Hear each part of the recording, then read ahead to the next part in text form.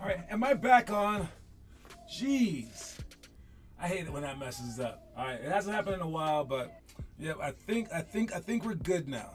All right, if you're here, check in the comment section. Let me know that everything's fixed. I'll stick around. Luckily, I didn't have that much stuff to talk about, but I'm checking out the homework right now. See who's done that. Let's see. All right, so there's that show. There's that show streamed 3 minutes ago. All right, I see that I'm live. I feel that I'm live. All right, so we're just gonna start right there. All right. We should be good. We should be good. My apologies, even though it's totally not my fault, but that happens, right? All right. Let's see who's been posting up. We got Javon Griffin. That's JJ right there, Coach JJ. All right, Jay Conham posted homework. Nice job, Luke, over there. All right, Weston. We got Noah and Joey posting some homework. Nice job, everybody. Again, homework has been going great since you guys had to be punished for it. Yes, just restarted.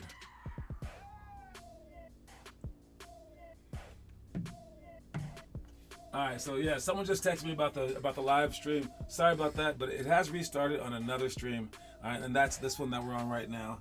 All right, but in the meantime, let's go ahead and just switch over to JJ's week. Wait, what is it called? I just named this Wednesday. I should call it Weekly Wednesday Wisdom. I think that's a good one. I think it's a good one. I'm not sure. JJ's Wednesday Weekly Wisdom. All right, we're gonna watch it real quick. See what he's talking about. All right, watch this. Let's see what he's talking about. Turn that volume up. Every program wants to improve players, win games, make money, showcase their talent, but prioritizing the four is the tricky part. Due to how time and resources quickly eat away efforts at trying to do both at once. So our goal is to go all in on improving players, because that naturally leads into those other four. Why not go for all four in one and then flourish in all of those? So it's to go all in. I was talking to JJ, and he's a smart dude. He's a deep thinker, right? And we were talking about this, and he got it pretty fast. So I wanted him to share his thoughts with you guys. So he's going to be doing that every Wednesday. But for this first one, it's one that I've gone over a few times. But it's the point of our program.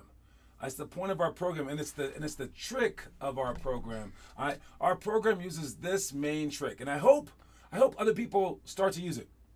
I hope people are like, oh, I'm gonna steal their formula, because this ain't KFC with no secret recipe. All right, this is a trick that can be replicated, and hopefully someone tries to steal this from us. I want everyone to steal this from us, because what we do is, instead of just trying to improve and make and win games and make money and showcase talent, because you can do all that stuff, but it comes at a cost. Because you only have so much time, all right? So when we're here, you have to split your time between these things. And if you ever want to add more, like let's imagine, like I just said that we go 100 in making players better, and we make everything else to 0. That means that we go 4 times harder than the average person, unless they sacrifice some of these other things. Are they going to sacrifice winning games? Probably not. Are they going to sacrifice making money? Maybe. Are they going to sacrifice showcasing their talent, which is like just taking you guys out of state all the time, trying to get you seen by everybody? Some people don't do that. Some people, that's all that they do. And you have to be as good as you're going to be with them. They may not even win games because they're going to be in like the best games possible. And they may not even make money. But if they showcase enough talent, they're going to start to make money. So this one is tied to that. Will they win games? Maybe, because more talent will come there. Will they make players better? I don't know if there's that much time in the world. And if all you do is win games, what's tied to that? Making money goes along with that. You might even showcase talent. But will it make players better? I don't know. I don't think so. And not just by winning games. No, you would hope that they made themselves better. And if you just make money, what's tied with that? You make so much money, you can maybe showcase players with that money. because you can put in to the facilities. If you have so much money, could you win games? I guess because you could make players come in for free. If you had so much money, could you make players better? I guess you could buy like a whole bunch of stuff, possibly. I'm not sure. It's maybe. But if you make players better, one, you'll be going 4 times more than your competition. 2, you're gonna naturally win games without even trying because you're just gonna get better. There comes a point in time where we get so skilled that regular teams can't keep pace with us, even if we don't run plays. And if we make players better, eventually we'll make some money because everyone will say, well, that's the place to get better because this is the one thing that people want. And if we make players better, we get to showcase their talent very, very easily. Now, if you look at what people actually want, they want you to showcase their talent. Of course. They want to get to higher levels. They want to be seen. This is number one, more than getting better. This one is what everybody wants, more than getting better. This is the one, showcasing talent. Don't get it twisted. But people know that they're not good enough to be seen yet. It's like, oh, do you want me to show the whole world? Do you want me to show Kentucky how good you are right now? And if the answer was real, you'd be like, well, not really, because I'm not that good yet. So you understand that. So between those two, you understand that you want this, but you know that you need this. Do you care about winning games? Well, yeah, you do. All right.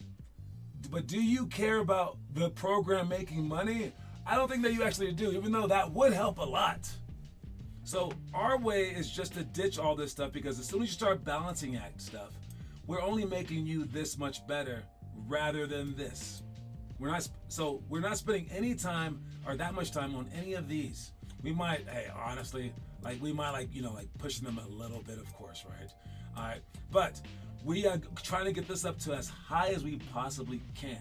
So if you're not focused on getting better, you're in the wrong program.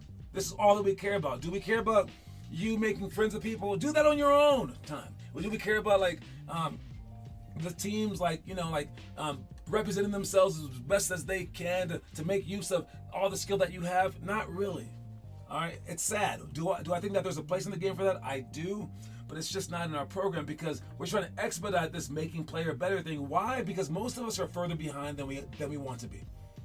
Because that's the one thing that matters, and that's the one thing that will lead to all the other ones. So thank you, JJ, for that weekly Wednesday wisdom. Let's check out this page. See if it breaks on me again. You're not gonna break on me again, are you? Okay, good. All right.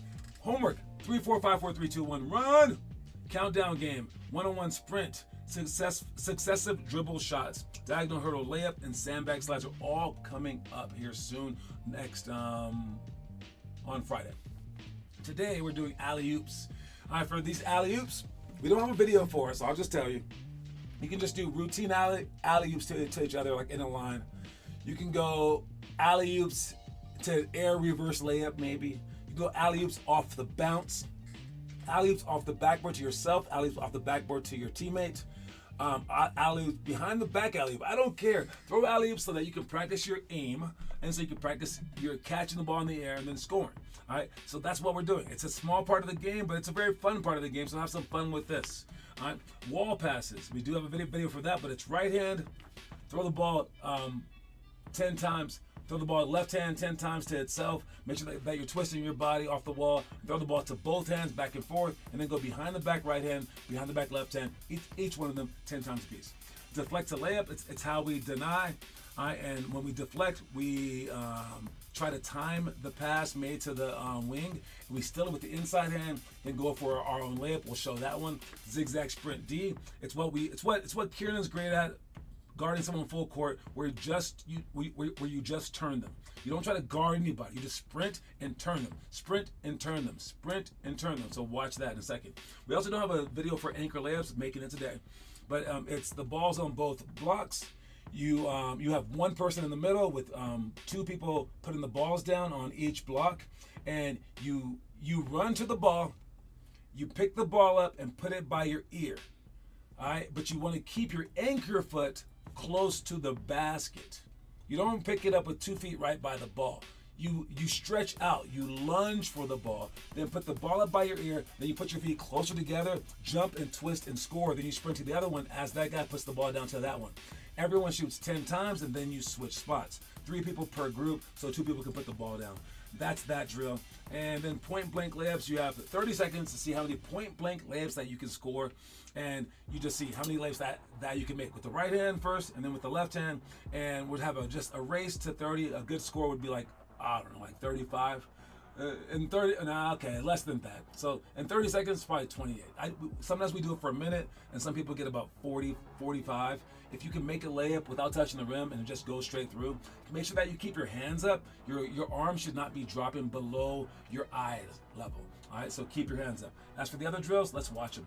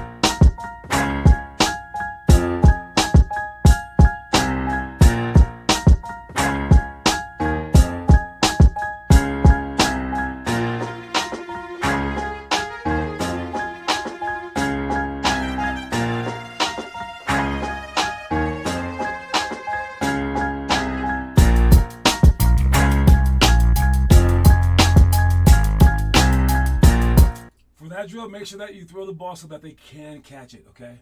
All right. Vaughn in the chat. What's up, Weston? I see you guys.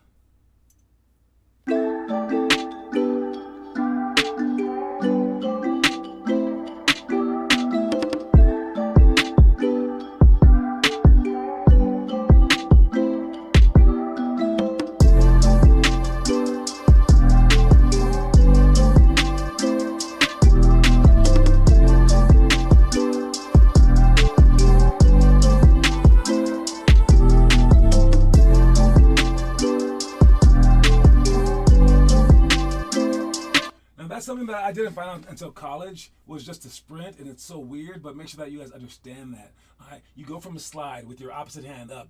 You have the inside hand tapping the ball. Then you go from a slide to a sprint. During games, you can back up off them. During games, they're also dribbling the ball, so it should be easier to sprint to keep up to them. Here, you're just walking and then sliding in a diagonal pattern. So understand that drill, please.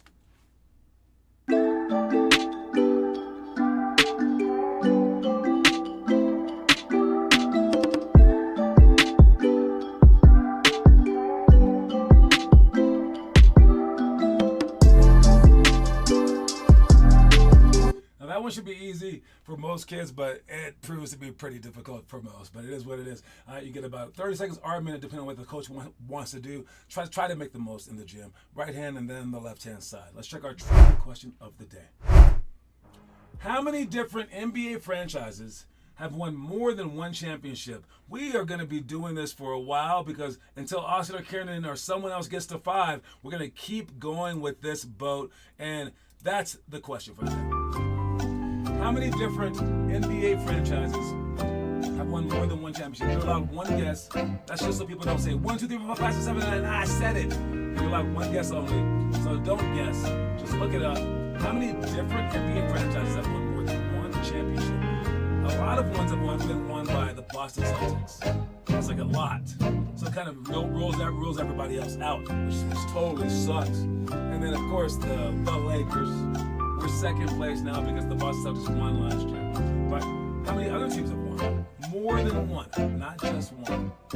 Maybe like 8, 20. Again, I said not to guess. Both those guesses are wrong, I believe. I mean, I can even count them right now. Let me see this here. More than one.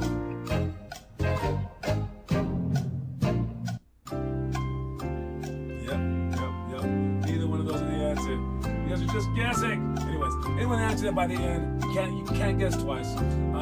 Just take your time, count them one by one. You guys have the internet. Use it. Again, you can only answer once. Otherwise, people can just put in 80 million answers. So I can only take the once. 8 is also wrong. 10 is no. You can only answer once. You can only answer once. So it is what it is. Again, I say you can only answer once because someone could literally just go 1, 2, 3, 4, 5, 6, 7, 8, 9, 10, 11, 12. So Weston's first answer was 15. Nick's was 20. If someone wants to try to steal Weston's answer and just put it on there because he really thinks that is 10, then you can put 10. But Weston won't get it. I don't know. But I'm only taking everyone's first answer. Only everyone's first answer. So I got Nick with, or that would be Vaughn with 20. So again, anyone who answers it their first time, these are theirs because it just wouldn't make sense if we let you put every number in the book. Sorry. All right. Moving on. I'm still looking on there if anyone answers, but here's the story of the day. Watch it. I have come to accept life as a process, and I'm satisfied that in my ever-going process, I am constantly discovering, expanding, finding the cause of my ignorance. In sport, and especially in life.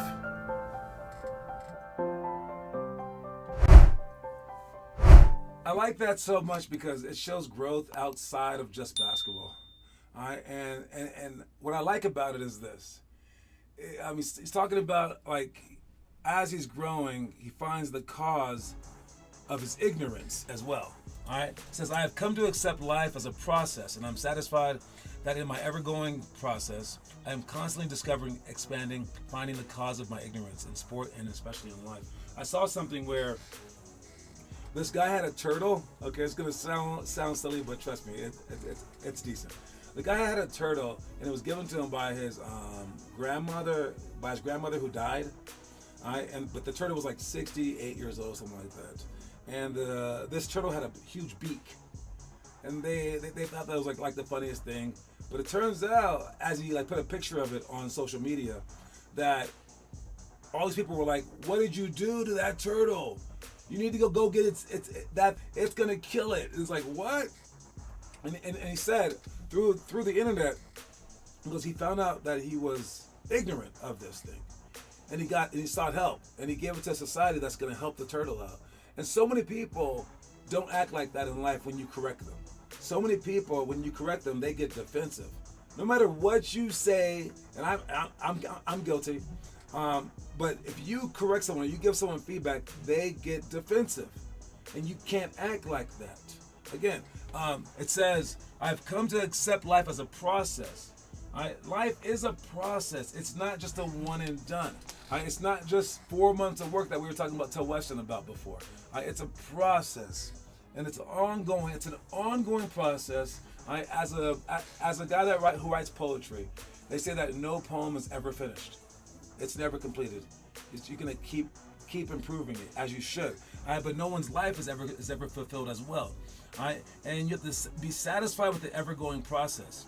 And if you're constantly discovering, expanding, and finding the cause of your ignorance, that means discovering when you're ignorant. You have to figure out when you're wrong. You're discovering when you're wrong. That's one huge part of this. That's the hard part because, of course, you think that you're right. That's why you did it. You have to figure it out. Where your elbow is on your shot. What you did wrong in the game. You have to figure this stuff out. So discover it. Then you expand.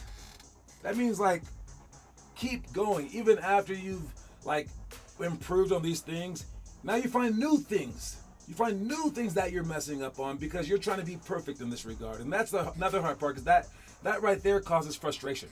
Because you're like, great, I came to this. I won. And then the coach is like, now start over again. And you're like, what? But I'm the best 7th grader in the state. And it's like, yeah, great. Now start over again. Now realize that you can't do this, this, and this, and this, and this. And you're like, I thought I was done. And some people get to the NBA and they're like, what? I got to keep going now? Right? You have to continue to expand what you might find as ignorant. And then the last one is to find the cause of your ignorance. To find the cause.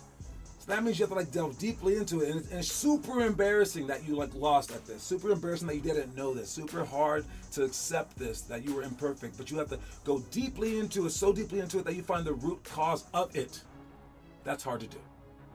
And then once you do it in basketball, the even harder part is that you have to do it in life. All right. So that's a great motivational story. But try to apply it to your life and search out those things. So like even like right now, as we talk about attendance, yeah, who's perfect? Who's not been coming? You can't make up excuses for it. All right, you just can't do that, because it's easy to say that, but you're like, oh, I've been doing this too. Oh, how about you win at this too? Win at everything. Because if you look at the attendance, we got Teo as a leader. You want to win this, and if you're like, but I was hurt 9 days. If you're Joey, I'm just a third grader.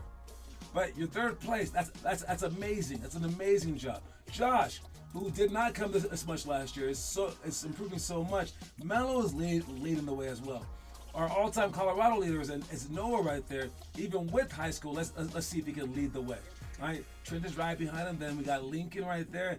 Then we got Kieran, and then Declan, and then Wes. And I would say that those are like the top dudes. 1, 2, 3, 4, 5. 1, 2, 3, 4, 5. That's 11 people. And then it goes pretty far down because we got Donovan up next, who is a part of a different program. And he still come this often. That's pretty cool. Then Ronith, Vaughn, and Austin all even out the list right there. But you want to show up. All right, you want to show up so you can reach these heights, and this is why I have these guys up there, because it's a long road. It's a very, very long road. I would say if you get to the top of this thing, you've done pretty well. All right, so make sure you guys are working on that stuff. No one answered the trivia question, but you guys can all get another chance next week.